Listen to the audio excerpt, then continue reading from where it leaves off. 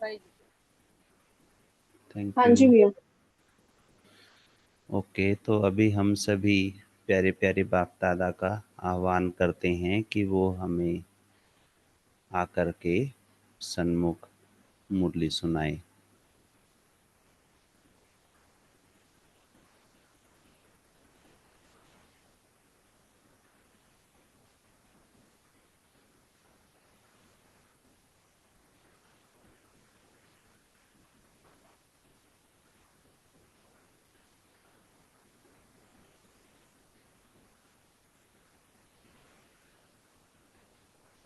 ओम शांति। आज प्यारे बाबा के 16 तारीख के महावाक्य हैं। बाबा बोले, मीठे बच्चे, ड्रामा की यथार्थ नॉलेज से ही तुम अचल अडोल और एक रस रह सकते हो। माया के तूफान तुम्हें हिला नहीं सकते। हम्म, कल जो मुरली चली थी उसमें बाबा ने अचल अडोल और एक रस रहने के लिए क्या बताया था, आप सभी को ध्यान होगा। देही अभिमानी स्थिति, या फिर कहें कि सिविलाइज्ड। और आज बाबा बता रहे हैं कि अगर हमें अचल अडोल एक रस रहना है, अपनी मंजिल को प्राप्त करना है बीच में बिना रुके, बिना धीरे हुए, तो उसके लिए हमें ड्रामा की यथार्थ नॉलेज होनी चाहिए। अगर हमारी स्थिति ऊपर नीचे हो रही है या हमारी स्थिति बहुत ज़्यादा ऊंची हो रही है, तो वो दुआओं का फल है। नीची हो रही है तो कोई आत्माओं के हमारे प्रति संकल्प चल रहे हैं जो हमें खींच रहे हैं। ये और भी हमारे कर्मों का हिसाब किताब भी। तो ड्रामा की यथार्थ नॉलेज होने से ही तुम अचल अडोल और एक रस रह सकते हो। माया के तूफान तुम्हें हिला नहीं सकते हैं। आज का प्रश्न है, देवताओं का मुख्य एक कौन सा गुण तुम बच्चों में सदा दिखाई देना चाहिए। ये हम ज्ञान सरोवर में विशेष जो भी हमारे अंग संग भाई रहते हैं, तो हम विशेष सब में ये देखते हैं और कोशिश करते हैं कि सब में ये गुण हो। हम शेयर भी करते हैं इसके बारे में, बताते भी हैं भाई हम देवता बनने वाले हैं, तो हमारे में ये गुण होना चाहिए। और बहुत सारी आत्माओं में नेचुरल है ये। जब भी हम आपस में मिलते हैं तो वो हर्षित मुख, मुस्कुराहट दिव्य, जोर से हंसने वाली नहीं, लेकिन चेहरे पे मुस्कान जो है वो देवताओं की पहचान, पहली पहली पहचान। तो बाबा ने बताया है कि हर्षित रहना जो देवताओं का मुख्य एक गुण है, जो सदा हम बच्चों में भी दिखाई देना चाहिए, वो है हर्षित रहना। आगे बाबा बोले, देवताओं को सदा मुस्कुराते हुए हर्षित दिखाते हैं। ऐसे तुम बच्चों को भी सदा हर्षित रहना है। कोई भी बात हो मुस्कुराते रहो। कभी भी उदासी या गुस्सा नहीं आना चाहिए। हम्म, ये तो और डीप में ले गए बाबा। भी हमें उदासी भी नहीं आनी चाहिए और गुस्सा भी नहीं आना चाहिए। गुस्सा तो चलो दिखता है, उदासी अंदर की और बाहर की कभी कभार वो भी दिखती है, लेकिन एक सुस्ती आ जाती है, कुछ करने का मन नहीं करता। होने का सेवाओं से या फिर परिवार से जो भी है हमारे, उनसे अलग होने का मन करे, तो ये चीज़ साइन जो है उदासी के, तो बाबा बोल रहे हैं ये भी नहीं आना चाहिए। और ये आते क्यों हैं, बाबा ने इसका एक ये बताया कि ड्रामा की यथार्थ नॉलेज ना होने के कारण। ड्रामा में जो भी सीन आती है, उदासी भी आएगी तो वो कोई ना कोई परिस्थिति के कारण आएगी। या तो हमारा पुरुषार्थ ठीक से नहीं होगा तो आएगी, या दूसरी आत्माओं के विघ्न के कारण आएंगी। तो वो पेपर भी आते हैं तो हमारे हिसाब किताब चुकतू करने के लिए ड्रामा को इसमें इनपुट करेंगे, तो फिर हमारे को उदासी भी नहीं आएगी, गुस्सा भी नहीं आएगा। जैसे बाप तुम्हें राइट और रोंग की समझानी देते हैं, कभी गुस्सा नहीं करते, उदास नहीं होते, ऐसे तुम बच्चों को भी उदास नहीं होना है। बाबा, शिव बाबा और ब्रह्मा बाबा दोनों ही, जैसे आज दीदी मुरली में बता रहे थे कि कोई कोई आत्माएं हैं ना, ब्रह्मा बाबा को भी बोल के चले जाते थे कि तुम ये ठीक नहीं बोलते, तुम ये ठीक नहीं करते, ऐसा नहीं होना चाहिए, वैसा नहीं होना चाहिए। तो ब्रह्मा बाबा क्या करते थे, उनमें शिव बाबा भी होते थे, ब्रह्मा बाबा भी कई बार होते थे, तो बाबा केवल मुस्कुराते थे बच्चों की नादानगी पे। क्योंकि दीदी जैसे बता रहे थे तो कि उस समय ब्रह्मा बाबा को वो साधारण समझते थे, ये नहीं समझते थे कि इनमें परमात्मा आए हैं, भगवान इनके अंदर अवतरित होते हैं। और शिव बाबा ये सारी बातें बोलते हैं, समझ ना होने के कारण, ड्रामा का ज्ञान ना होने के कारण ये नादानी करते थे। तो आगे बाबा बोले, कभी गुस्सा नहीं करते शिव बाबा, राइट और रॉन्ग की समझानी देते हैं, उदास नहीं होते हैं, ऐसे तुम बच्चों को भी उदास नहीं होना है। अभी कितने दिनों से अमित भाई जी पहले तो भट्टी में गए थे, कल शायद किसी ने पूछा भी था। तो पहले 1 तारीख से और 5-6 तारीख तक भरूच भट्टी में गए थे अमित भाई जी, और फिर वो लौकिक घर गए कोई सेवार्थ। तो वो शायद 30 तारीख तक आएंगे वापस। तो इतने तक आप सब कितने लकी हो कि बाबा के घर से जो इतने इतने समय से यहाँ रह रहे हैं, उनके द्वारा बाबा के महावाक्य सुन रहे हो। हर एक का अलग फ्लेवर है। आप सब सुनते हो तो जो भी यहाँ आते हैं मुरली सुनाने के लिए, आप सब सुनते हो तो जो भी आता है वो अपना बेस्ट दे के जाता है। जिसकी जो विशेषता होती है उस आधार पे वो बाबा के महावाक्यों को सबके सामने परोसता है, सबको देता है। तो आप सब ये भी देख सकते हैं कि जो भी मुरली सुनाते हैं उनमें सबसे बड़ी विशेषता कौन सी है, उस विशेषता के आधार पे तो हम बाबा के महावाक्यों को दूसरों को सुनाते हैं। जैसे ब्रह्मा बाबा के लिए शिव बाबा बोलते हैं ना कि ये अनुभवी है, इसके अनुभवों को मैं भी यूज करता हूँ। ब्रह्मा बाबा ने जो लाइफ में अनुभव किए थे उसके आधार पे कई सारी बातें बाबा बोलते हैं, शिव बाबा परमात्मा। ऐसे ही शिव बाबा की मुरली जब हम कोई कोई आत्माओं के द्वारा, अन्य आत्माओं के द्वारा सुनते हैं, तो उनके संस्कार, उनके अनुभव, परमात्मा के साथ का प्यार वो भी मुरली के साथ झलकता है। आप सब नोट भी करते होंगे इस चीज को। अच्छा, ओम शांति। बाबा बोल रहे हैं, बेहद के बच्चों को बेहद का बाप समझाते हैं। अब बेहद शब्द को आप किस रीति लेते हो? तीनों लोकों के साथ बेहद शब्द को लेते हो, दो लोक लेते हो, साकार लोक लेते हो, या पूरी पृथ्वी लेते हो, हमारा ब्राह्मण परिवार लेते हो, या हमारा सेंटर लेते हो, या केवल खुद को लेते हो कि मैं ही तीनों लोकों में हूँ? बेहद शब्द, इस चीज को हम जितना जितना विस्तार में लाएंगे, इस चीज के बारे में चिंतन करेंगे, बेहद मेरा ओरा कितना है। तो ये योग भी है। और हम बेहद के बच्चे हैं बाबा के, क्योंकि भविष्य में हम ही उस पूरे साकार लोक में राज करने वाले हैं। पूरे भारत खंड में जो साकार लोक में एक ही खंड होगा उस पे हम राज करने वाले, हम बेहद के बच्चे हैं और वो बेहद का बाप है हमारा। वो सारी शिक्षाएं, वो सारी विधियां भी, संसार को कैसे चलाना है वो सारी अभी हमें बता रहा है, पढ़ा रहा है, रोज रोज नई नई धारणाएं करवा रहा है। कल आप सबने किया होगा ना, सिविलाइज्ड बनना, देही अभिमानी होकर के रहना पूरे दिन का, और जो कॉन्ट्रास्ट निकालना था राम राज्य और रावण राज्य का, सबने किया ही होगा 100%। तो बाबा बोल रहे हैं, बेहद के बाप को बेहद, सॉरी, बेहद के बच्चों को बेहद का बाप समझाते हैं। लौकिक बाप तो ऐसे नहीं कहेंगे, लौकिक बाप तो बेहद के होते ही नहीं है। उनके तो करके 5-7 बच्चे होंगे।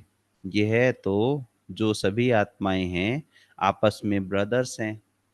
हम सभी आत्माएं जो अभी बाप दादा के सामने कितनी 49 आत्माएं बैठ करके सुन रही हैं, परमात्मा महावाक्य सुन रहे हैं, हम आपस में सारे ही भाई भाई हैं, ब्रदर्स हैं। उन सब का जरूर बाप होगा। हम सब आत्माओं का, संसार में जितनी भी आत्माएं हैं, हम सब का जरूर बाप है, जो अभी हमें पढ़ा रहा है। कहते भी हैं हम सब भाई भाई हैं, सबके लिए कहते हैं, जो भी आएंगे उनके लिए कहेंगे हम भाई भाई हैं। ड्रामा में तो सभी बंधे हुए हैं, जिसको कोई जानते नहीं है। ये न जानना भी ड्रामा में नूंद है। हम्म कि हम जैसे जगदीश भाई जी अपना अनुभव सुनाते हैं ना, कि ज्ञान में आने से पहले मैं समझता था कि मैं एक चूहादानी में फंसा हुआ हूँ और परमात्मा को बड़े दिल से वो आर्द पुकार बोलते हैं ना गहराई से, तो वो लगाता था कि कब आकर तुम मुझे इस पिंजरे से बाहर निकालोगे। जगदीश भाई जी अपने अनुभव में सुनाते हैं बात। तो ये न जानना भी ड्रामा में नूंद है, जो बाप ही आकर सुनाते हैं। कथाएं आदि जब बैठ सुनाते हैं तो कहते हैं परम पिता परमात्माए नमः। अब वो कौन है ये तो जानते नहीं है। कहते हैं ब्रह्मा देवता, विष्णु देवता, शंकर देवता, परंतु समझते नहीं है। हम्म? ब्रह्मा को वास्तव में देवता नहीं कहेंगे। क्यों नहीं कहेंगे? क्योंकि बाबा ने बताया, क्लास में भी चर्चा हुई थी इस बात की, मुरली क्लास में अभी दीदी बता रहे थे, प्रभा दीदी जी, कि ब्रह्मा बाबा जो है वो ब्राह्मण है, संगम पर होते हैं ना ब्रह्मा बाबा, तो वो उनको ब्राह्मण कहेंगे ब्रह्मा को। और जैसे सूक्ष्म वतन में है, तो वो तो हम सभी के सूक्ष्म शरीर वहां पे है, जब हम संपूर्णता को पाएंगे तो उस शरीर को जाकर के ले लेंगे। तो ब्रह्मा को ब्राह्मण नहीं कहेंगे। देवता विष्णु को कहा जाता है। ब्रह्मा का किसको भी पता नहीं है, विष्णु देवता ठीक है। फिर शंकर का तो कुछ भी पार्ट नहीं है। उनकी बायोग्राफी नहीं है। बाबा ने कुछ कुछ मुरलियों में इसके बारे में एक्सप्लेन किया है ना। और जगदीश भाई जी ने एक बुक भी लिखी है, वो बुक का नाम ध्यान नहीं आ रहा मेरे को, उसके अंदर ये तीनों देवताओं का थोड़ा डिटेल में वर्णन भी किया है। तो शंकर का पार्ट सिर्फ इतना ही दिखाते हैं ना कि हमारा तपस्वी स्वरूप, हम जो विकर्मों को विनाश करते हैं, माया से युद्ध करके उसके ऊपर विजय प्राप्त करते हैं, तो वो हमारा विनाशकारी, जो आसुरी वृत्तियों का विनाशकारी स्वरूप है, योगी स्वरूप, ज्वाला स्वरूप, उसको शंकर का पार्ट दिखाया है। लेकिन रियल में वो कोई शंकर जो दिखाते हैं तीनों देवताओं को, तो उनमें उसका पार्ट नहीं दिखाया, कुछ भी बायोग्राफी नहीं है। शिव बाबा की तो बायोग्राफी है। शिव बाबा की क्या बायोग्राफी है? शिव बाबा का नाम है, शिव बाबा का घर है, शिव बाबा के कर्तव्य हैं, शिव बाबा कब कैसे कहाँ आकर के किसके तन में आकर के क्या क्या करते हैं, वो सारा बायोग्राफी है ना शिव बाबा की। तो वह आते ही है पतितों को पावन बनाने, नई दुनिया स्थापन करने। अभी एक आदि सनातन देवी देवता धर्म की स्थापना और सर्व धर्मों का विनाश होता है। सभी कहाँ जाते हैं? शांति धाम में। शरीर तो सबके विनाश होने हैं, नई दुनिया में होंगे ही सिर्फ तुम। हम्म? चलो अभी नई दुनिया में चले 1 मिनट के लिए, जहां सिर्फ अभी जो हम मुरली सुन रहे हैं वही होंगे।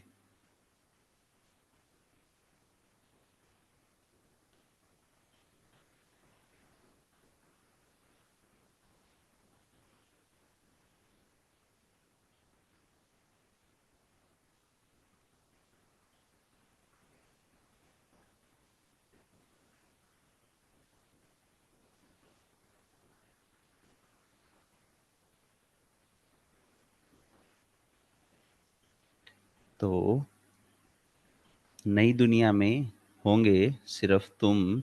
जो भी मुख्य धर्म है उनको तुम जानते हो, सबके तो नाम ले नहीं सकते। छोटी छोटी टाल टालियां तो बहुत है। हम्म? छोटी छोटी टाल टालियां तो बहुत है। कैसे है?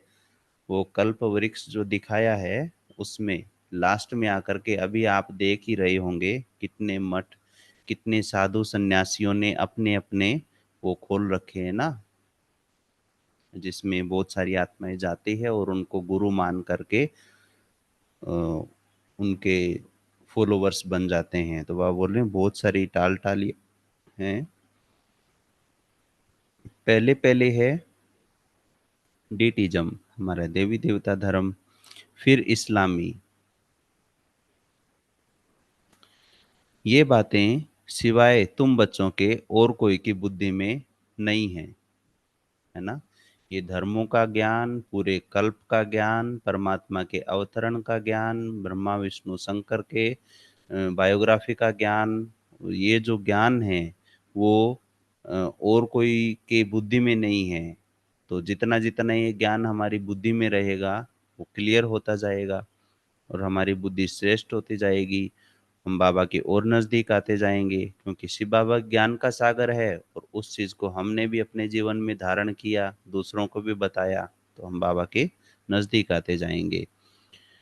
तो वह और कोई की बुद्धि में नहीं है, अभी वो आदि सनातन देवी-देवता धर्म प्राय लोप है, इसलिए बनियन ट्री का मिसाल देते हैं।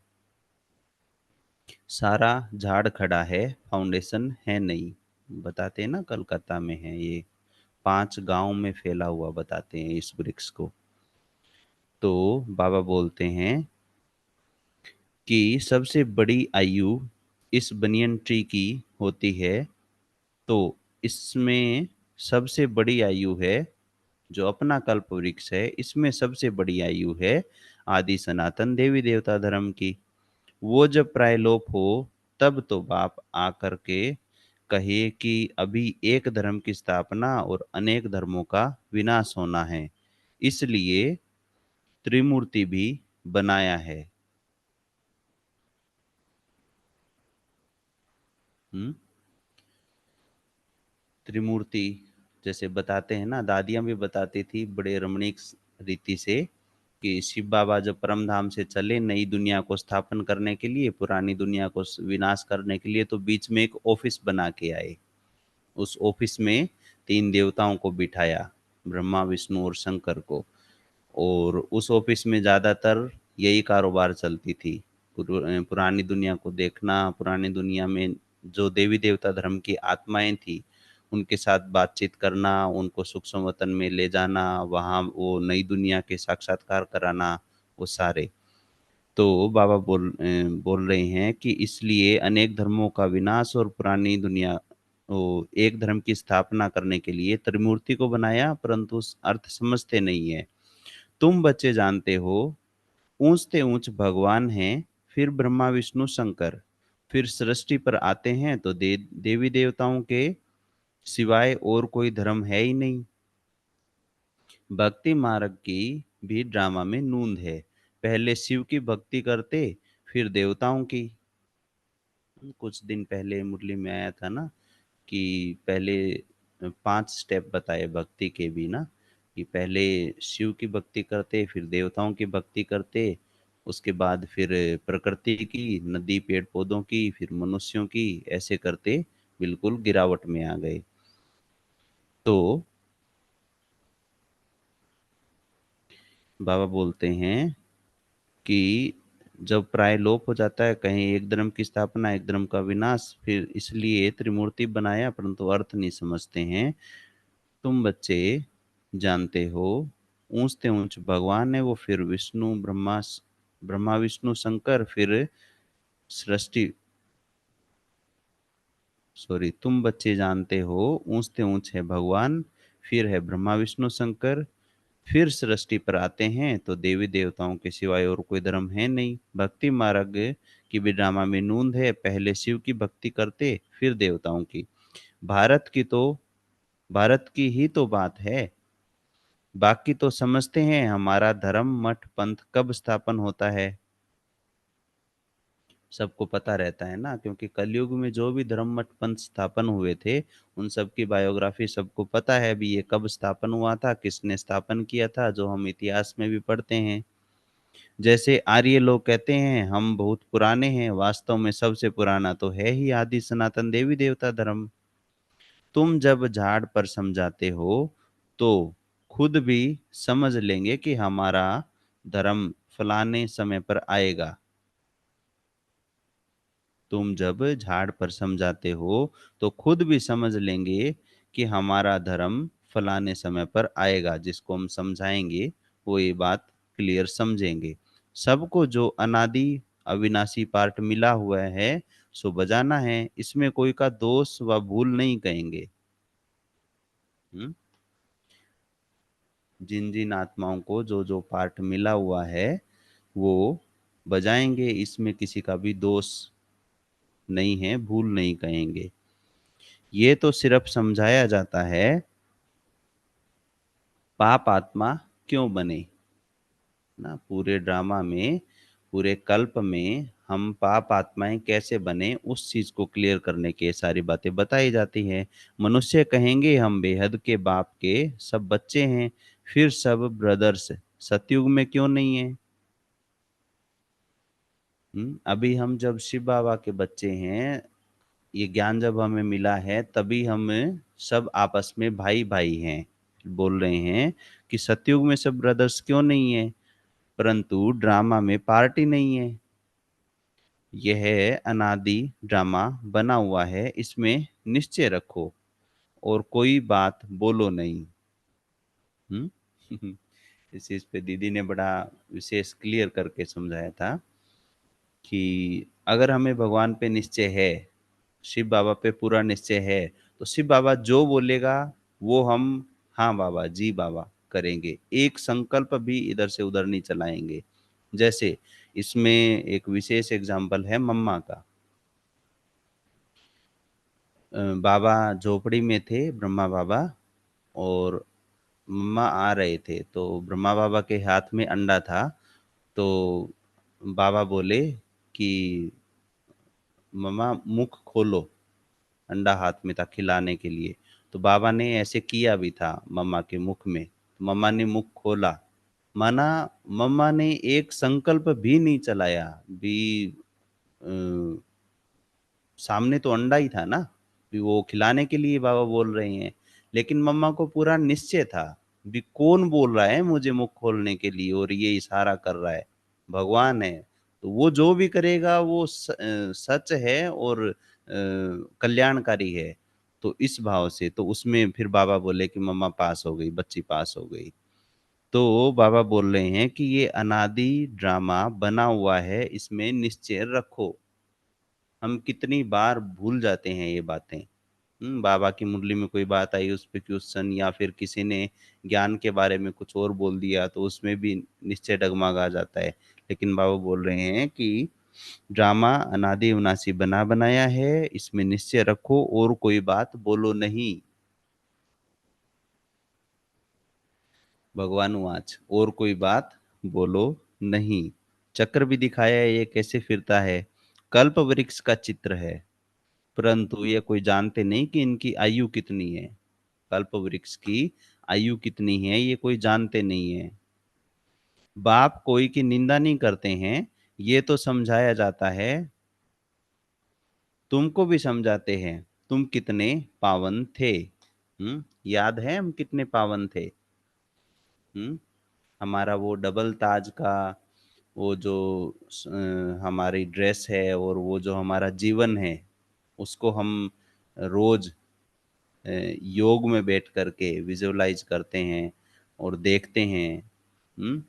और ये सच्चाई है, जब भी हम हमारे भविष्य स्वरूप को देखते हैं, विज़न बनाते हैं। कल भी हम वो अपने डॉक्टर गिरीश भाई है ना, तो उनकी क्लास सुन रहे थे, तो उन्होंने भी ये चीज़ बहुत अच्छे से क्लियर किया था कि हम जो विज़न बनाते हैं, वो सच में हमारा सूक्ष्म ऑरा बनता है। तो जब हम सतयुग के बारे में कुछ भी सोचते हैं, भी मैं हूँ, मैं विश्व महाराजा हूँ, तो वो फिर आत्मा में पावर और बाबा का साथ, वो इमर्ज होता है फिर धीरे-धीरे, धीरे जितना-जितना हम इमर्ज करते हैं, उतना-उतना वो हमारे चाल-चलन में, चेहरे में, व्यवहार में, बातों में, संकल्पों में आने लगता है, संस्कार बनता जाता है। तो बाबा बोलते हैं कि चक्कर फिरता है, चक्र भी दिखाया है कैसे फिरता है, कल्प वृक्ष का चित्र है, परंतु यह कोई जानते नहीं कि इनकी आयु कितनी है। बाप कोई की निंदा नहीं करते हैं, ये तो समझाया जाता है, तुमको भी समझाते हैं कि तुम कितने पावन थे। अभी पतित बने हो तो पुकारते हो, हे पतित पावन आओ। पहले तो तुम सबको पावन बनना है, फिर नंबरवार पार्ट बजाने आना है। पहले हमें क्या करना है? पहले हमें संपूर्ण पावन बनना है, संपूर्ण पवित्र, संपूर्ण पावन यहाँ बन कर के वो संस्कार धारण करके, फिर जाएँगे तो फिर पार्ट बजाने के लिए नंबर 1 पार्ट बजाने के लिए आएँगे। आत्माएँ सब ऊपर में रहती हैं, बाप भी ऊपर में रहते हैं। फिर उनको बुलाते हैं कि आओ, ऐसे वह बुलाने से आते नहीं हैं। अच्छा भी जो भी सुन रहे हैं शायद हो सकता है 8:30 बजे आप सबसे मिलने सूरज भाई आए, तो आप अपना वीडियो ऑन करके बैठेंगे थोड़ी देर, है ना? तो बाबा बोल रहे हैं कि फिर उनको बुलाते हैं कि आओ, ऐसे वह बुलाने से आते नहीं हैं।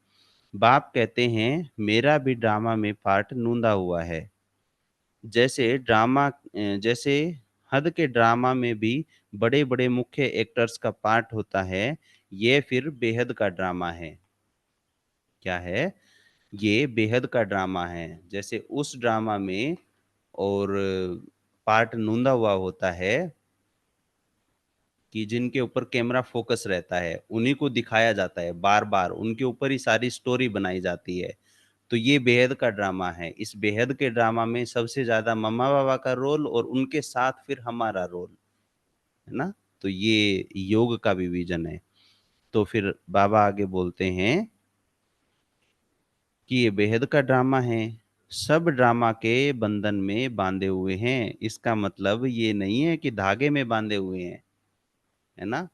ड्रामा के बंधन में बाँधे हुए हैं। जैसे पति और पत्नी होते हैं, तो वो कोई आपस में धागे से या ऐसे थोड़ी बाँधे होते हैं, उनका एक बंधन होता है, बॉन्ड होता है।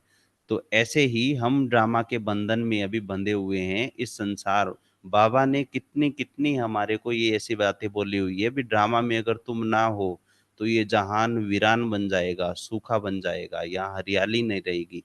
हम आत्माओं की वजह से हम जो देवी कुल की आत्माएँ हैं, श्रेष्ठ आत्माएँ, हमारी वजह से इस प्रकृति में जान है। ये ठंडी हवाएँ चलती है, बारिश आती है, हम आत्माओं की वजह से। ये प्रकृति जो है, ये अभी तक इतनी करोड़ों आत्माओं को पालना दे रही है, हम सब आत्माओं की वजह से। तो हमारा क्या-क्या रिस्पॉन्सिबिलिटी है, फ़र्ज़ है, वो भी हम देखते चलें।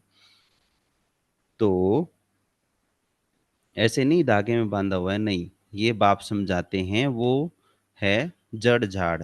अगर बीज चैतन्य होता तो उनको मालूम होता ना कि ये कैसे झाड़ बड़ा हो फिर फल देंगे। जो भी झाड़ यहाँ पे है जैसे पेड़-पौधों के, तो अगर वो चैतन्य होते तो उनको पता होता भी हम कैसे बड़े होंगे और हम कौन-सा फल देंगे, कैसे फल देंगे। लेकिन बाबा तो चैतन्य है ना, जो हमारे कल्प वृक्ष के बीज रूप हैं, तो वो बताते हैं कि ये झाड़ कैसे बड़ा होता है। ये तो है चैतन्य बीज। इस मनुष्य सृष्टि रूपी झाड़ का चैतन्य बीज, इसको उल्टा झाड़ कहा जाता है। आप सबने देखा होगा ना वो चित्र, जिसमें रूट्स हैं, जड़ें हैं और उनके बीच में शिव बाबा है, फिर ब्रह्मा बाबा, मम्मा और बाकी फिर सारी देवी-देवताओं की आत्माएँ। तो हमारा स्थान वहाँ कहाँ है? उसमें देखना, शिव बाबा, फिर मैं आत्मा, मम्मा बाबा के बीच में और फिर सारी देवी-देवताओं की आत्माएँ। तो शिव बाबा से सारी किरणें मेरे में आ रही है, मेरे से पूरी जड़ों में फैल रही हैं, जड़ें शुद्ध हो गई, पवित्र हो गई, गोल्डन हो गई। उसके बाद फिर हेलो? हाँ, हाँ, हाँ। तो ये विज़न उल्टा झाड़ है। बाप तो है नॉलेजफुल, उसको सारे झाड़ की नॉलेज है ना? बीज है, जैसे आप सबने बीज देखे ही होंगे, आपके घरों में भी होते हैं, धनिया का बीज, मेथी का बीज, राई का बीज, ये सब। तो जब बीज को देखते हैं तो कभी उसका पौधा याद आता है? देखते हैं तो कोशिश करते हैं अभी इसका पौधा कैसा होगा तो वो बुद्धि में आता है ना चित्र। तो ऐसे ही बाबा जो है बीज रूप है उसमें सारे झाड़ की नॉलेज है। ये है वही गीता की नॉलेज। कोई नई बात नहीं है। यहाँ बाबा यहाँ बाबा कोई श्लोक आदि नहीं उच्चारते हैं। हम जहाँ भी जाते हैं, माना कभी भी गए हों या परिवार वाले कहीं जाते हैं तो सब जगह पे कुछ न कुछ पढ़ के सुनाते हैं ना। कोई श्लोक पढ़ते हैं, कोई अपनी पुस्तक पढ़ते हैं, अपने-अपने धर्मों की किताब पढ़ते हैं। तो बाबा यहाँ कोई बुक या श्लोक पढ़ के नहीं सुनाते। क्यों? क्योंकि शिव बाबा ज्ञान के सागर हैं। वो लोग ग्रंथ पढ़कर फिर अर्थ बैठ समझाते हैं, बाप समझाते हैं। ये है पढ़ाई, इसमें श्लोक आदि की दरकार नहीं है। उन शास्त्रों की पढ़ाई में कोई एम ऑब्जेक्ट है नहीं। ये पढ़ाई जो हमारी है, ये सबसे अलग और सबसे श्रेष्ठ क्यों है? क्योंकि इसमें हमारा एम ऑब्जेक्ट है। इस पढ़ाई को पढ़कर हमें बनना क्या है? वो एम ऑब्जेक्ट है। उस पढ़ाई में कोई एम ऑब्जेक्ट नहीं होता, केवल स्वार्थ होता है। भई हम कहीं भी गए, गुरु के पास गए, मंत्र दे दिया, हम दिन-रात उसको लगन से पढ़ते भी हैं। कई ऐसे भक्त भी हैं, जो गुरुओं की बताई हुई बातों को दिन-रात माना ध्यान में रखते हैं, अपने कर्मों में लाते हैं। लेकिन उनका लक्ष्य केवल और केवल अपने प्रेज़ेंट को ठीक करना, थोड़ा सुख शांति से संपन्न रहना, बस इतना ही होता है। हमारा एम ऑब्जेक्ट क्या है? कितना श्रेष्ठ है? कौन हमें एम एंड ऑब्जेक्ट दे रहा है? और केवल दे नहीं रहा, वो बना भी रहा है साथ में। गुरु ने केवल बता दिया, वो करो तो ठीक, ना करो तो ठीक। शिव बाबा तो हमें रोज़ पालना दे रहा है, रोज़ आकर के देख रहा है, मेरा बच्चा अमृत वेला उठा कि नहीं, मेरे बच्चे ने मुरली पढ़ी कि नहीं। भगवान इसलिए बोलते हैं ना कि वो बेचैन हो जाता है शिव बाबा, परम धाम में जब उनका आने का टाइम होता है तो भगवान बेचैन हो जाता है। मेरे बच्चे कितने दुःख में, तकलीफ में, उनको जाकर के मैं वैसा श्रृंगार करूँ, बनाऊँ। तो उन शास्त्रों में कोई एम ऑब्जेक्ट नहीं है, कहते भी हैं ज्ञान, भक्ति और वैराग्य। ये पुरानी दुनिया विनाश होती है, सन्यासियों का है हद का वैराग्य, तुम्हारा है बेहद का वैराग्य। शंकराचार्य आते हैं, सॉरी, बेहद का वैराग्य। तो बेहद के वैराग्य के लिए अ, आपकी स्मृति में क्या-क्या बातें आती है? क्योंकि ये बहुत गहरी चीज़ है, जब तक हमें वैराग्य नहीं आएगा, तो ज्ञान की जो अच्छी-अच्छी चीज़ें हैं, वो हमारी बुद्धि में नहीं आएँगी, माना धारण नहीं होंगी। तो बेहद के वैराग्य में बाबा कई बार इसके लिए बहुत सारी बातें बोलते हैं, जिनमें से मुख्य है कि जो हमें इन आँखों से दिख रहा है, वो सब विनाश होने वाला है। उसके अलावा और कितनी सारी बातें बाबा मुरलियों में बताते रहते हैं भी, ये जो तुम्हारे संबंध है, लौकिक के कहो या देह के जो संबंध है, वो सब बंधन हैं, ये सब समाप्त होने वाले हैं, ये तुमको नीचे लाने वाले हैं, विकारी बनाने वाले हैं, ऊँचा उठाने वाले नहीं हैं। तो और भी ये बेहद का वैराग्य है, इसके ऊपर और ज़्यादा थोड़ा आप चिंतन कर सकते हैं, आज का टॉपिक ले सकते हैं इसको। हेलो? हुँ।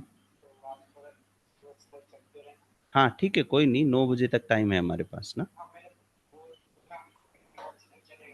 ओके, ठीक। भाई जी को शायद 10-15 मिनट और लगेंगे आने में। तो बाबा बोल रहे हैं कि सन्यासियों का हद का वैराग्य, तुम्हारा है बेहद का वैराग्य। क्योंकि जब हमें बाबा बोलते हैं ना ज्ञान, भक्ति और वैराग्य। ज्ञान की प्रारब्ध हम सतयुग में भोग लेते हैं, फिर भक्ति करते हैं और जब फिर दोबारा ज्ञान मिलता है तो बिना वैराग्य के ये ज्ञान आ नहीं सकता हमारे जीवन में। तो शंकराचार्य आते हैं तब बैठ सिखलाते हैं घर बार से वैराग्य। हुँ? वह भी शुरू में शास्त्र आदि नहीं सिखाते हैं। जब भूत वृद्धि होती है तब शास्त्र बनाने शुरू करते हैं। पहले-पहले तो धर्म स्थापन करने वाला एक ही होता है, फिर आहिस्ते-आहिस्ते वृद्धि को पाते हैं। यह भी समझना है, सृष्टि में पहले-पहले कौन-सा धर्म था? हुँ? सृष्टि में पहले-पहले कौन-सा धर्म था? बाबा पूरा चक्कर लगवा देते हैं ना। पहले भी हद का वैराग्य, बेहद का वैराग्य, ज्ञान, भक्ति, वैराग्य, पूरा चक्कर लग जाता है ना? फिर कि जब वो द्वापर में आते हैं, द्वापर के एंड में आते हैं ना शंकराचार्य तो जब वो आते हैं तो पहले-पहले वो केवल ओरली ज्ञान देते हैं, धारणाएँ सिखाते हैं, इस दुनिया से वैराग्य दिलाते हैं केवल। उसके बाद फिर शास्त्र बनाना शुरू करते हैं। तो यह भी समझना है कि सृष्टि में पहले-पहले कौन-सा धर्म था? अभी तो अनेक धर्म हैं। आदि सनातन देवी-देवता धर्म था, जिसको सतयुग हेवन कहते हैं। तुम बच्चे रचयिता और रचना को जानने से आस्तिक बन जाते हो। दुनिया में तो आस्तिक और नास्तिक की परिभाषा ही अलग है ना। भी केवल जो भगवान को मानते हैं वो आस्तिक है और जो नहीं मानते हैं वो नास्तिक। लेकिन बाबा क्या बताते हैं? आस्तिक। आस्तिक हमारी स्मृति की बात है ये। हम कितना बाबा को याद रखते हैं हर पल। जिस समय हम बाबा को भूले दे भान में आए उसी समय हम नास्तिक। ये क्लियर मुरली में आई हुई बात है, साकार मुरली में। तो क्या बोले बाबा कि जिसको सत्युग कहा जाता है, तुम बचे रचयिता और रचना को जानने से आस्तिक बन जाते हो। नास्तिक पने का कितना दुख होता है। जब हम नास्तिक होते हैं तो क्या होता है कि निधन के बन पड़ते हैं, आपस में लड़ते झगड़ते रहते हैं। परिवार में ही देख लो, माँ बाप अगर नहीं है, मना एक दिन के लिए भी बाहर गए हैं तो अपनी मनमर्जी करते हैं बच्चे। हम भी खूब लड़ाई करते थे आपस में, है ना। वो तो चलो छोटी बात होगी, लेकिन वैसे भी अगर समाज में अगर देखें तो जिस परिवार में बड़े बुजुर्ग नहीं होते, न्यू जनरेशन की आत्माएं रह रही होती हैं, तो वो जो मान मर्यादा है उनको बहुत कम संभाल के रख पाते हैं। दूसरा, वैर विरोध उनके अंदर ज्यादा होता है, माना नेगेटिविटी बहुत ज्यादा आ जाती है, क्योंकि निधन के आपस में लड़ते झगड़ते रहते हैं। कहते हैं ना, तुम आपस में लड़ते रहते हो, तुम्हारा कोई धनी धुरी नहीं है क्या?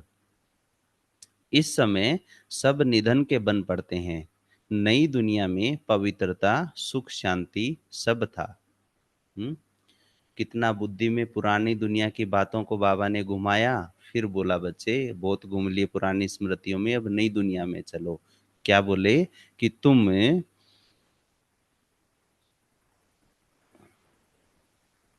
नई दुनिया में पवित्रता सुख शांति सब था, अपार सुख थे। अपार सुख थे वहां पर। वहां की हवाएं, वहां की प्रकृति। हम्म बाबा मुरलियों में एक मुरली है विशेष, अव्यक्त मुरली, जिसमें बाबा ने केवल सत्युग का वर्णन किया है। तो हमने 2-3 बार पढ़ी है। तो उसमें बाबा बोलते हैं कि जहां जहां विश्व महाराजा जाएगा ना, वहां प्रकृति माना पेड़ पौधे भी अपना अपना बेस्ट स्वरूप दिखाएंगे। पंछी है वो नाच करेंगे। जिसमें जो कला है वो विश्व महाराजा के आगे प्रत्यक्ष करेंगे जहां जहां वो जाएंगे। वो जो हवाएं चलेंगी उनमें फूलों की खुशबू होंगी। हम्म और माना पेड़ पौधे होंगे वो भी रात में जलेंगे। और चांद इतना नजदीक होगा, तारे पास पास होंगे। और वो माना कहीं भी ऐसा काला अंधेरा नहीं होगा भी, जो चीज दिखे ना। तो रात को भी ऐसा व्यू, जैसे हम लड़ियां लगा देते हैं ज्ञान सरोवर की, कितना अच्छा सजाते हैं, आप सबने देखा होगा ना। पूरे सब जगह पे लड़ियां लगा देते हैं दिवाली पे। माना सतयुग में ये सारी चीजें जहां जहां विश्व महाराजा जाएंगे तो हर हर जगह अपना प्रकृति भी अपना बेस्ट देगी सारी चीजें। तो उसको आप पढ़ना, तो उस ये वहां पे पवित्रता सुख शांति अपार सुख होंगे। यहाँ क्या है? यहाँ पे अपरम अपार दुख है। देख ही रहे हैं ना। हर आत्मा का मन बुद्धि इतना डल है, बोल में भी वो ऐसे ऐसे शब्द बोलते हैं कि सुनने वाला दूसरा मुरझा जाए, है ना। अगर कोई खिला हुआ फूल है ना, खिला हुआ फूल है, तो दूसरों के बोल जब उस पे आते हैं ना, जैसे कड़ी धूप में फूल भी थोड़ा सा मुरझा जाते हैं ऐसे। तो अपरम अपार दुख है। और हम कौन सी दुनिया के हैं? जहां पे अपरम अपार सुख है। तो हमारे ऊपर इस पुरानी दुनिया का प्रभाव ना पड़े उसके लिए सारा टाइम उस ठंडे झरने के नीचे रहना है। परमात्मा के, शिव बाबा की छतर छाया में। केवल छतर छाया क्या, उसका साथ, हाथ है। कई बार तो हम क्या करते हैं, शिव बाबा लाइट है तो ऐसे मुट्ठी में बंद करके चलते हैं, परमात्मा मेरी मुट्ठी में है ना। तो वो फिर मुरझाई साथी नहीं है। तो वो है सतयुग के, जो परमापार सुख है वो सतयुग के, ये है कलयुग के। अभी तुम्हारा है पुरुषोत्तम संगम युग। ये पुरुषोत्तम संगम युग एक ही होता है। सतयुग त्रेता के संगम को पुरुषोत्तम नहीं कहेंगे। यहाँ है असुर, वहां है देवताएं। तुम जानते हो ये रावण राज्य है। रावण के ऊपर गधे का शीश दिखाते हैं। आप सबने देखा है कभी रावण के ऊपर गधे का शीश? मैंने तो कभी नहीं देखा, लेकिन दीदी ने बताया था कि ये बेसमझी की निशानी है। तो गधे को कितना भी साफ कर, उस पर कपड़े रखो, गधा फिर भी मिट्टी में लेटकर कपड़े खराब कर देगा। धोबी की ये कहानी बताते हैं ना कि धोबी ने अच्छे से गधे को नहला धुला करके उसके ऊपर साफ कपड़ों की गठड़ी रखी। चलते चलते गधे को रास्ते में मिट्टी दिखाई दिया तो उस पे लौट गया, सारे कपड़े भी खराब कर दिए धोबी के। तो ऐसे ही क्या होता है। सॉरी, एक कॉल आ रहा है।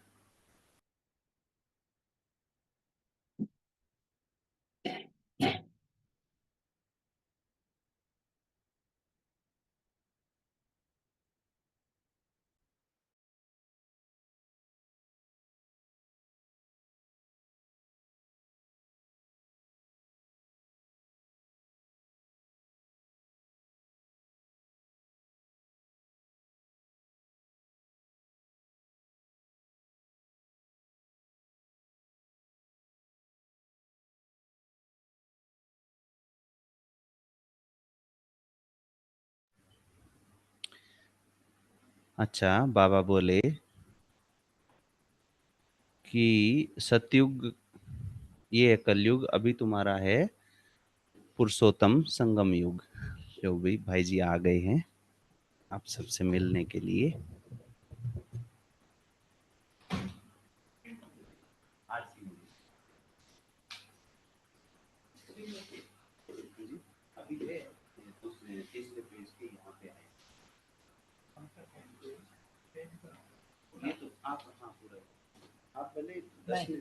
मैं तो और कुछ करूंगा। ओम ओम शांति शांति। भाई जी। ओम शांति। ओम शांति। तो आज ओम की शांति मूल भाई जी। ओम शांति। ओम शांति भाई जी। आज की मुरली विशेष रूप से बाबा एक चीज पर जोर दे रहे, ड्रामा। हमें इसको अपने जीवन में लाना है, प्रैक्टिकल में लाना है। इससे कुछ पॉइंट चुन लेंगे हम और उन पर अभ्यास करके अपनी स्थिति को अचल अड़ोल बनाएंगे, जो बाबा आज कह रहे हैं। बहुत सारी बातें आती हैं जीवन में, ऊपर नीचे उतार चढ़ाव होते ही रहते हैं, परंतु ड्रामा के ज्ञान को यदि ठीक से समझ के और उसका प्रयोग करते रहेंगे, यानी उनको यूज करते रहेंगे, तो स्थिति बिगड़ेगी नहीं। तो ड्रामा का पहली बात, वैरायटी खेल है ये। वैरायटी माना विभिन्नता है इसमें। एक सा पार्ट सबका किसी फिल्म में हो नहीं सकता, एक जगह नहीं हो सकता, एक ड्रेस में नहीं हो सकता। तो ये ड्रामा वैरायटी एक्टर्स का पार्ट चल रहा है। इसको ख्याल में रखते हुए इसे साक्षी होकर देखना है। लक्ष्य ये बनाना है, खेल को साक्षी होकर देखें, खेल को एंजॉय करें। कोई भी खेल होता है, देखिए खेल में एक छोटी सी बात सभी को मालूम है। मान लो क्रिकेट का खेल हो रहा है, यदि खिलाड़ी को टेंशन हो जाए, यदि वो नर्वस हो जाए, परेशान हो जाए, बॉल ऐसी वैसी आ रही है, तो वो हार जाएगा, आउट हो जाएगा, उसकी खुशी भी समाप्त हो जाएगी। इसलिए जैसे खेल को खुशी पूर्वक एंजॉय करते हैं, और सफल वही होते हैं जो बहुत सरल चित्त रहते हैं, सहज भाव से खेलते हैं। हमें भी इस ड्रामा के खेल को सहज भाव से देखना है। ये खेल चल रहा है, इसमें उतार चढ़ाव आएंगे ही, पक्का कर दें। ऐसा नहीं होगा सदा किसी की जीत होती रहे। ये खेल हार जीत का, ये खेल निंदा स्तुति का, ये खेल कभी इस खेल में कभी हमें बहुत सफलता मिलेगी, कभी बिल्कुल नहीं मिलेगी। इस खेल में कभी विघ्न आएंगे, कभी हम विघ्नों से पार रहेंगे, कभी निंदा होगी, कभी स्तुति, कभी जय, कभी पराजय। यही खेल है, इसको हमें स्वीकार करना है। एक बहुत सुंदर धारणा है एक्सेप्टेंस, स्वीकार करना। जितना हम स्वीकार करेंगे उतना मन हल्का रहेगा, हमारी शक्तियां व्यर्थ में नष्ट नहीं होंगी। दूसरी बात, तीसरी बात, ये खेल बिल्कुल एक्यूरेट बना हुआ है, इसमें परिवर्तन की कोई गुंजाइश नहीं। इसलिए ये क्यों हो रहा है, ऐसा तो नहीं होना चाहिए, इन्हें ऐसा नहीं करना चाहिए, ये बातें भी ध्यान देनी है। No question. इस ड्रामा को जानने वाले दो शब्द याद रखेंगे, नो क्वेश्चन, नो कंप्लेंट। सहज हिंदी इंग्लिश है, आप सब जानते हैं। कंप्लेंट भी नहीं करेंगे और क्वेश्चंस भी नहीं।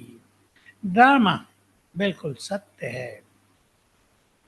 ड्रामा में हर पार्टधारी का अपना अपना पार्ट है। बहुत ही गहरी बात है, इसलिए यहाँ किसी का कुछ भी दोष नहीं है। बहुत ऊंचे विचार हैं ये। बहुत अच्छा चिंतन सबको करना होगा और अपनी स्थिति को स्थिर बनाना होगा। चिंतन की जरूरत है। लिख लें आप कहीं इन बातों को, रोज एक बार पढ़ लिया करें, एक बार उसमें से कोई बात आपको आनंद देगी। मान लो पास्ट में कुछ बुरा हो गया, बाबा ने कह दिया ड्रामा में जो एक बार हो गया वो 5000 साल में दोबारा नहीं होगा, उसे भूल जाओ। तो भूलने में मदद मिलेगी। आपको कोई भविष्य की चिंता लगी हुई है, बच्चों की चिंता, माताओं को खासकर बच्चों के भविष्य की चिंता। कई माताएं तो छोटे बच्चों के भविष्य की चिंता करते हैं, जो अभी अपने स्कूल में ही शुरू किया है जाना, इनका भविष्य क्या होगा, मुझे बहुत चिंता रहती है। ये चिंता समाप्त हो जाएगी यदि ड्रामा की गुह्यता को समझेंगे। हर एक आत्मा अपना भाग्य लेकर आई है, हर एक आत्मा का पाठ पूर्व निश्चित है। तो स्थिति स्थिर हो जाएगी। ऐसे इस ड्रामा की ब्यूटी को जानकर, इसमें बहुत ब्यूटी है, हम इसको एंजॉय करें, इसका आनंद लें। रोज इस खेल को एक बार देखा करें। ये 5000 साल का खेल अब पूरा होने जा रहा है। सभी आत्माओं को देह छोड़कर घर चलना है। जो कुछ इन आंखों से दिखता है वो नहीं रहेगा। स्वर्णिम युग होगा। कलयुग का कोई चिन्ह वहां नहीं होगा। कलयुगी कोई आत्मा वहां नहीं होगी। देवकुल होगा। देवताओं के चेहरे खुशी से चमकते दमकते होंगे। पवित्रता का तेज उनके चेहरे और मस्तक पर होगा। चिंतन करेंगे तो ड्रामा का ज्ञान पक्का होता जाएगा। घर चलने की तैयारी होती जाएगी। हाय हम मर जाएंगे क्या, हमारा सब कुछ चला जाएगा क्या, ये चिंता नहीं होगी। सब कुछ जाएगा नहीं, सब कुछ आएगा। हमारे पास है ही क्या है, आपके पास 10 करोड़ भी हो वो कुछ नहीं है।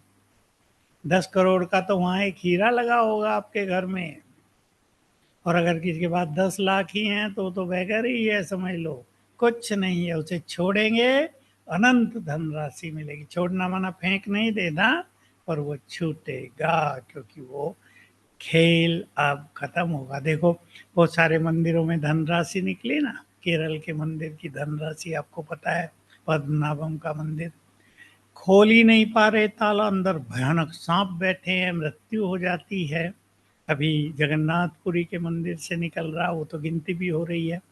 पर वो सब देवताओं का है, इसलिए वो मनुष्यों के काम नहीं आएगा।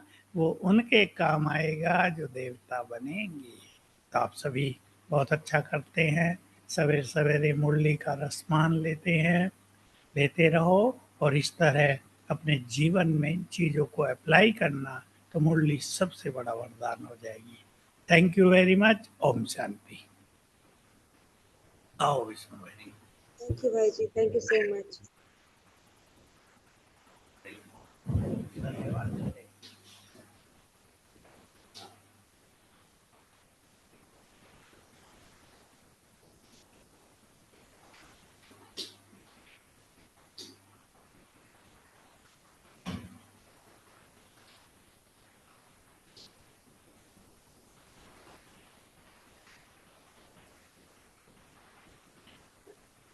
थैंक यू भैया। थैंक यू बाबा का। शुक्रिया भाई जी। थैंक यू बाबा। अच्छा, हम बाबा से सुन रहे थे कि वो सतयुग है जहाँ अपरंपार सुख है और ये कलयुग है जहाँ अपरंपार दुख है। अभी हमारा है पुरुषोत्तम संगम युग, जहाँ हम पुरुषार्थ करके उस अपरम अपार सुखों की दुनिया में जा रहे हैं। ये पुरुषोत्तम संगम युग एक ही होता है। सतयुग त्रेता के संगम को पुरुषोत्तम नहीं कहेंगे। यहाँ है असुर, वहाँ है देवताएं। तुम जानते हो ये रावण राज्य है। रावण के ऊपर गधे का शीश दिखाते हैं। गधे को कितना भी साफ करो, उस पर कपड़े रखो, गधा फिर भी मिट्टी में लेटकर खराब कर देता है। बाप तुम्हारे कपड़े साफ गुलगुल बनाते हैं। कौन से कपड़े? जो हम डेली पहनते हैं वो वाले? शिव बाबा करके धुलाई करता है, सोचो। हम्म हम सारे पूरे दिन जो हमारा सूक्ष्म शरीर है उसको व्यर्थ संकल्पों से, व्यर्थ दृष्टि से, व्यर्थ बोल से, किन किन चीजों से धूमिल कर देते हैं। कई कई बार तो हमारी भी गधे जैसी हालत हो जाती है। बाबा देखता है, अरे मिट्टी में लिट रहा है, देखो फिर दूसरे दिन हम बाबा के सामने जाते हैं, अमृत वेला मुरली क्लास, तो फिर अच्छे से धुलाई करता है हमारी। बच्चे, मिट्टी में नहीं जाना, साफ सुथरा रहना, बड़े प्यार से। और यहाँ माताएं क्या करती हैं, अगर ज्यादा नटखट हो, ज्यादा ही मिट्टी में लिटे, तो दो चार लगा करके उसको सुधारते हैं। लेकिन बाबा ऐसा नहीं करते ना। बाबा रोज हमें प्यार से स्नान करवाते हैं, ज्ञान स्नान। तो बाबा बोल रहे हैं कि बाप तुम्हारे कपड़े साफ गुलगुल बनाते हैं, फिर रावण राज्य में लिथड़ कर अपवित्र बन जाते हो। आत्मा और शरीर दोनों ही अपवित्र बन जाते हैं। बाप कहते हैं तुमने सारा श्रृंगार गंवा दिया। याद है? हम तो टाइम लगेगा थोड़ा सा। जो हमारा श्रृंगार है, देखो सबसे ऊपर हमारा श्रृंगार क्या है? ताज का, वो भी डबल ताज। और ताज में भी सर्वश्रेष्ठ ताज। कौन कौन से हीरे लगाने हैं, कौन कौन से मोती हमारे ताज में लगाने हैं, वो देखा करो योग में। उसके बाद फिर कानों में, है ना? कानों के बाद फिर गले में, गले के बाद इधर मस्तक में भी एक और अलग होता है। गले में भी कई सारी मालाएं। विश्व महाराजा के गले में कौन कौन सी श्रृंगार? बाबा यही तो कर रहा है हमारा। अभी सूक्ष्म में हो रहा है, गुणों का, शक्तियों का, दुआओं का, ये सारा श्रृंगार हमारे को हो रहा है। फिर बाजूबंद का, पूरी ड्रेस का, पाँव का, हाथों में अंगूठियों का, पाँव में अंगूठियों का, तो सारा श्रृंगार किस किस रीति हमारा श्रृंगार बाबा रोज कर रहा है, तो ये हमें देखना है ना?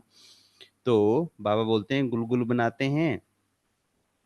बाप कहते हैं तुमने सारा श्रृंगार गंवा गंवा दिया। बाप को पतित पावन कहते हैं। तुम भरी सभा में कह सकते हो कि हम गोल्डन एज में कितने श्रृंगारे हुए थे।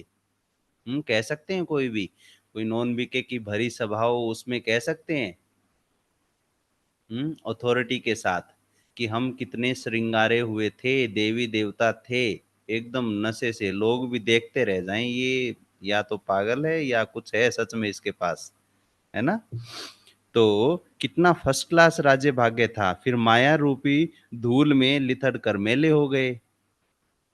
बाप कहते हैं, अच्छा बाप बोल रहे हैं ना कि माया रूपी धूल में लिथड़ कर मेले होंगे, तो हम भी बाप को हक से कहते हैं, बाबा हमारी भूल थोड़ी है, थोड़ी देर पहले आपने ही कहा था कि तुम्हारी भूल नहीं है, तो ड्रामा में नूंद थी। तो बाप कहते हैं ये अंधेरी नगरी है। भगवान को सर्वव्यापी कह दिया है, जो कुछ हुआ वह हूबहू रिपीट होगा। इसमें मूंझने की दरकार नहीं है। 5000 वर्ष में कितने मिनट, कितने सेकंड, कितने घंटे, एक बच्चे ने सब धर्म वालों का हिसाब निकाल कर भेजा था। सुदेश जी कई बार बताते हैं, जब बाबा ने बोला ना कि कोई बच्चा ऐसा निकले जो इन सब का घंटा, मिनट, सेकंड सब निकाले हिसाब, सुदेश दीदी ने एक भाई जी को बोला कि भाई आप, वो था मैथमेटिशियन था, तो उनको बोला, उसने निकाल करके, तो सुदेश दीदी ने पत्र में बाबा को ये सारी चीजें भेजी। बाबा का रिटर्न पत्र आया, बच्ची तुमने अपना भी टाइम वेस्ट किया, उस बच्चे का भी टाइम वेस्ट किया। बड़े रमणीक तरीके से दीदी सुनाते हैं। तो ये सब निकाल करके, हिसाब निकाल कर भेजा, इसमें भी बुद्धि व्यर्थ की होगी। बाबा तो ऐसे ही समझाते हैं कि नई दुनिया कैसे चलती है ना। तो इसमें विशेष जो ड्रामा वाली बात या निश्चय की बात दीदी ने भी आज बताई कि जैसे बाबा ने बोला कि 5000 वर्ष है, बाबा ने बोला कि तुम्हारे 84 जन्म है, बाबा ने बोला कि पूरा कल्प ऐसे चक्कर लगाता है, जो जो बात बाबा बोल रहे हैं उसको हम एज इट इज मान लें। बाबा ने बोला ना कि और कोई संकल्प नहीं चलाने, पीछे अभी आया ना मुरली में। तो ये, इसमें बुद्धि व्यर्थ की होगी। बाबा तो ऐसे ही समझाते हैं कि नई दुनिया कैसे चलेगी। आगे बाबा बोले, प्रजापिता ब्रह्मा है, ग्रेट ग्रेट ग्रैंडफादर, उनका ऑक्यूपेशन कोई नहीं जानते। विराट रूप बनाया है तो प्रजापिता ब्रह्मा को भी उड़ा दिया है। बाप और ब्राह्मणों को यथार्थ रीति जानते नहीं है, उनको कहते भी हैं आदि देव। बाप समझाते हैं, मैं इस झाड़ का चैतन्य बीज रूप हूँ, ये उल्टा झाड़ है। बाप जो सत्य है, चैतन्य है, ज्ञान का सागर है, उनकी महिमा की जाती है। हम्म?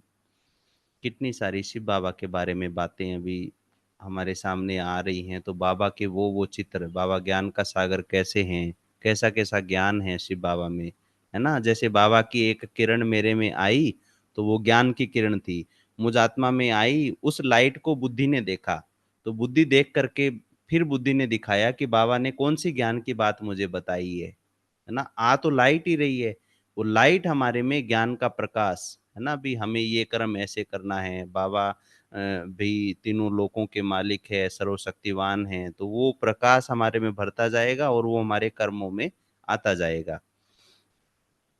तो आगे बाबा बोले कि विराट रूप दिखाया है, ब्राह्मणों को यथार्थ रीति जानते नहीं है, ना बाप को जानते हैं, उनको कहते भी हैं आदि देव, ब्रह्मा बाबा को।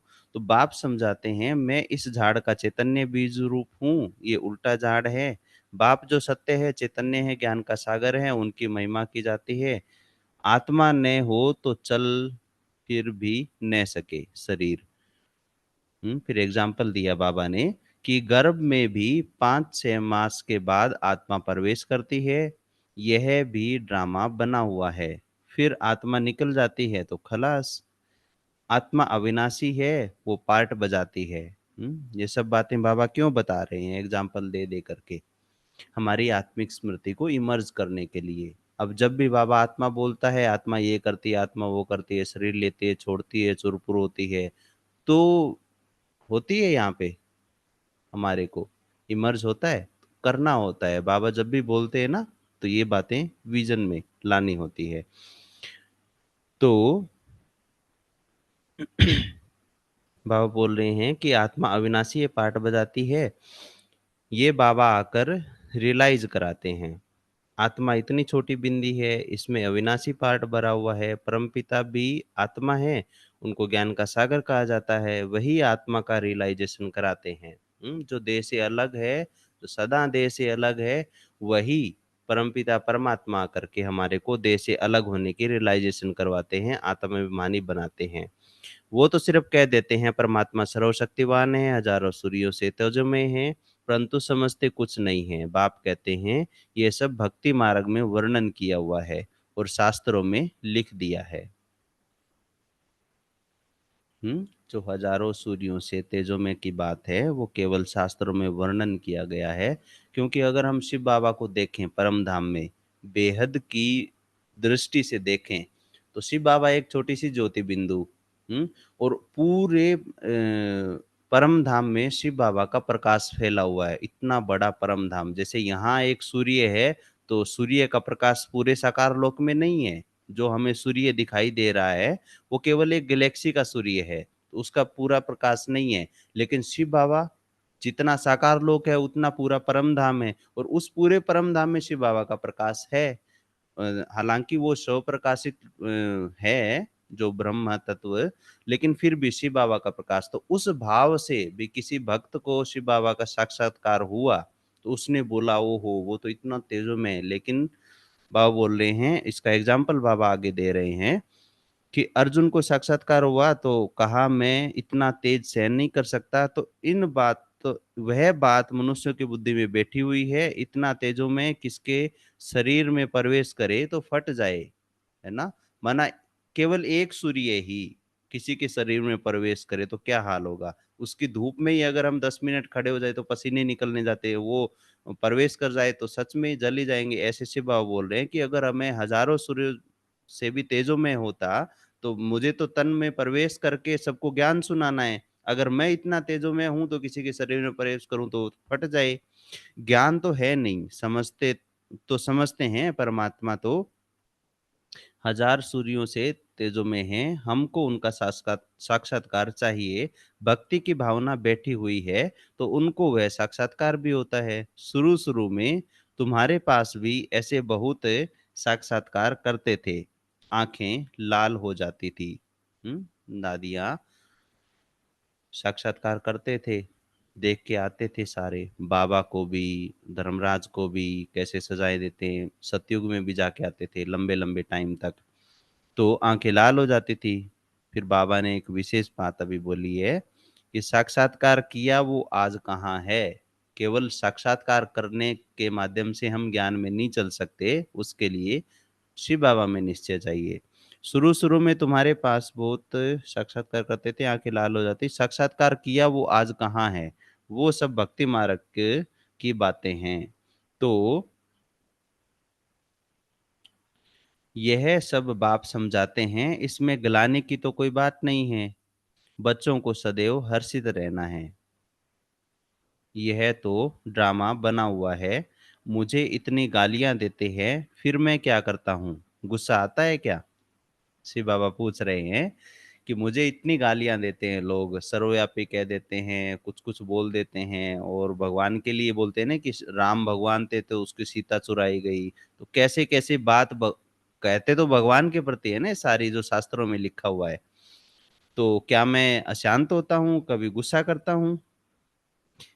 समझता हूँ ड्रामा अनुसार वह भक्ति मार्ग में फंसे हुए हैं, नाराज होने की कोई बात नहीं है। ये देखो, ये है परमात्मा के मन के भाव, क्या सोचता है हमारे प्रति। माना जब तक हम नादान थे तो हमने क्या बोला, उसके लिए आंसर। भक्ति मार्ग में फंसे हुए, नाराज होने की बात नहीं, ड्रामा ऐसा बना हुआ है, प्यार से समझानी देनी होती है। बेचारे अज्ञान अंधेरे में पड़े हैं, नहीं समझते हैं तो तरस भी पड़ता है। सदैव मुस्कुराते रहना चाहिए। अगर हम फिर भी नादानी में आकर के कुछ भगवान को बोल देते हैं तो बाबा के बोल रहे हैं कि सदैव मुस्कुराते रहना चाहिए, तरस पड़ना चाहिए। ये बेचारे स्वर्ग के द्वारे आ नहीं सकेंगे। ये सब शांति धाम में जाने वाले हैं, सब चाहते हैं शांति ही है, सब चाहते भी शांति ही है, तो बाप ही रियल समझाते हैं। अभी तुम जानते हो कि ये खेल बना हुआ है, ड्रामा में हर एक को पार्ट मिला हुआ है, इसमें बड़ी अचल स्थैर्यम बुद्धि चाहिए। जब तक अचल अडोल एक रस अवस्था नहीं, तब तक पुरुषार्थ कैसे करेंगे। तो ड्रामा की तो बात भाई जी ने कितनी अच्छे से क्लियर करके बताई ना, आप सबने नोट भी किया होगा। ड्रामा को हमें कैसे यूज करना है अपने कर्मों में, अपनी बुद्धि से ज्ञान को समझने में भी, अपने लिए भी और दूसरों के लिए भी। तो कुछ भी हो, भल तूफान आए परंतु स्थैर्यम रहना है। माया के तूफान तो ढेर आएंगे और पिछाड़ी तक आते ही रहेंगे, अवस्था मजबूत चाहिए। ये है गुप्त मेहनत। विघ्नों में हम घबराए नहीं और हलचल में ना आए, ये हमारी गुप्त मेहनत है। जितना जितना हमारा कनेक्शन बाबा के साथ जुटा रहेगा, उतना उतना हम स्थैर्य बनते जाएंगे। कई बच्चे पुरुषार्थ कर तूफान को उड़ाते रहते हैं। कई बच्चे पुरुषार्थ कर तूफान को उड़ाते रहते हैं। ये बाबा हम जो भी मुरली सुन रहे हैं हमारे लिए बोल रहे हैं। कोई भी तूफान आए हमारे पुरुषार्थ से वो दूर से ही बाय बाय। ऐसा पुरुषार्थ जितना जो हो पास होगा उतना ऊंच पद पाएगा। जितना जो तूफानों में पास होगा, पास विद ऑनर होगा, वो उच्च पद पाएगा। राजधानी में पद तो बहुत है ना। सबसे अच्छे चित्र हैं त्रिमूर्ति, गोला और झाड़। ये शुरू के बने हुए हैं, सबसे पहले बाबा ने बनवाए। विलायत में सर्विस के लिए भी यह 2 चित्र ले जाने हैं। इन पर ही वह अच्छी रीति समझ सकेंगे। आहिस्ते आहिस्ते बाबा जो चाहते हैं कि यह चित्र कपड़े पर हों वह भी बनते जाएंगे। तुम समझाएंगे कि यह कैसे स्थापना हो रही है। तुम भी इसको समझेंगे तो अपने धर्म में ऊंच पद पाएंगे। ये स्थापना कैसे हो रही है, कौन कर रहा है और इस स्थापना में हमारा क्या पार्ट है, ये सब जब हम समझेंगे तो ऊंच पद पाएंगे। क्रिश्चियन धर्म में भी तुम ऊंच पद पाना चाहते हो तो यह अच्छी रीति समझो। माना कोई क्राइस्ट धर्म की आत्माएं हैं तो उनके लिए बाबा बोल रहे हैं। अच्छा, बाबा हमें याद प्यार दे रहे हैं। मीठे मीठे सिकलधे बच्चों प्रति माता पिता बाप दादा का याद प्यार और गुड मॉर्निंग। रूहानी बाप की रूहानी बच्चों को नमस्ते। हम रूहानी बच्चों की रूहानी बाप दादा को याद प्यार, गुड मॉर्निंग और नमस्ते। धारणा के लिए मुख्य सार है इस पुरुषोत्तम संगम युग पर पवित्र बन स्वयं का श्रृंगार करना है। इस पुरुषोत्तम संगम युग पर पवित्र बनकर स्वयं का श्रृंगार करना है, क्योंकि हमारा जो भी श्रृंगार है उसको हम केवल और केवल पवित्रता से ही बांध सकते हैं। कोई भी श्रृंगार हम करते हैं तो उसको बांधना या पहनना पड़ता है ना, तो उसका आधार केवल और केवल पवित्रता है। तो पवित्र रहकर श्रृंगार करना है, कभी भी माया की धूल में लिथड़ कर श्रृंगार बिगाड़ना नहीं है। बचपन में हमें याद है जब भी बारिश आती थी ना तो गांव में लौकिक घर था, वो भी खेत में था, तो हम रास्ते में पानी भर जाता था, खेत में पानी भर जाता था, तो अच्छे से मिट्टी में नहाते थे। वो एक प्रकार का कलयुगी सुख भी था। बचपन तो बचपन ही। तो वो बात याद आ जाती है जब भी वह बोलते हैं ना धूल में लिथड़ना नहीं, तो सच में लिथड़ते कैसे हैं, पूरे शरीर पे मिट्टी। तो ऐसे ही हमारा सूक्ष्म शरीर जो हमें संपूर्ण पवित्र बनाना है, एकदम प्योर लाइट, हल्का भी और चमकीला भी, डबल लाइट। तो उसके लिए हमें रोज रोज माया की धूल से बचते जाना है, बचते जाना है, बचते जाना है, और उस शावर के नीचे रहते जाना है।